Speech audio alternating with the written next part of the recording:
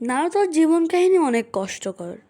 Naruto প্রথমে তো তার বাবা মাকে হারায় একটা মনস্টারের অ্যাটাকে, যার নাম নাইনটেল ফক্স। নাইনটেল ফক্স দিয়ে নারুতোকেও মেরে ফেলার চেষ্টা করা হয়েছিল, কারণ নারুতো ওজোমাকি বংশের এবং ওজোমাকিকে পুরোপুরি ধ্বংস করে দেওয়ার চেষ্টা হয়েছিল, কিন্তু নারুতোর বাবা সেটাকে অনেক কষ্ট করে আটকায়। পরে কিছুদিন চলে যাওয়ার পরে জিরায়া তাকে অনেক ভালোবাসতে শুরু করে এবং জিরায়া তার সব দায়িত্ব নিতে শুরু করে। তাকে অনেক ভালোবাসতো জিরায়া, কারণ জিরায়া জানে নাওতার ভিতরে অনেক ট্যালেন্ট আছে। যদি সবাই নাওতাকে ইগনোর না করতো তাহলে নাওতার মনে জোর দিয়ে সে অনেক বড় কেউ হতে পারত।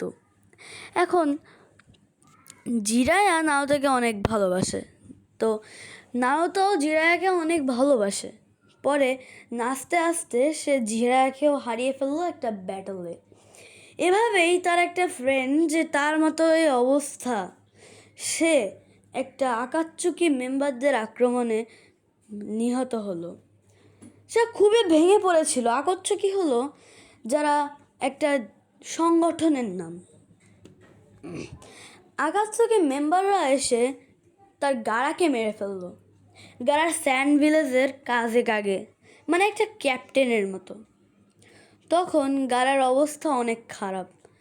সে একটা মহিলার জীবন বিলিয়ে দিয়ে স্যাক্রিফাইসের মাধ্যমে গাড়ার প্রাণ বাঁচায়। পরে অনেক দিন চলে যায়। এভাবেই সে হারিয়ে ফেলতে থাকে নিজের সব বন্ধু এবং নিজের কাছের সবাইকে।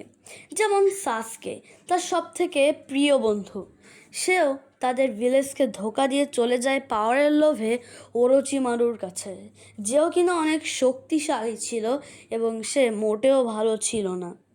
এভাবেই নাওতো হয়ে পড়ল অনেক দুঃখী। নাওতোর ভিতরে থাকা কুরামাকে সে আস্তে আস্তে কন্ট্রোলে আনা শিখল।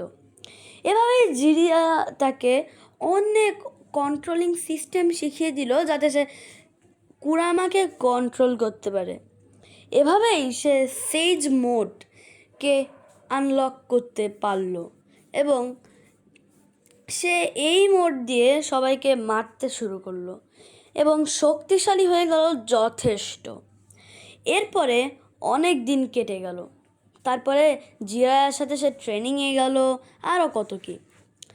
এভাবেই তাদের কাছে একটা মিশন আসলো, কিন্তু মিশনটা মোটেও সহজ ছিল না।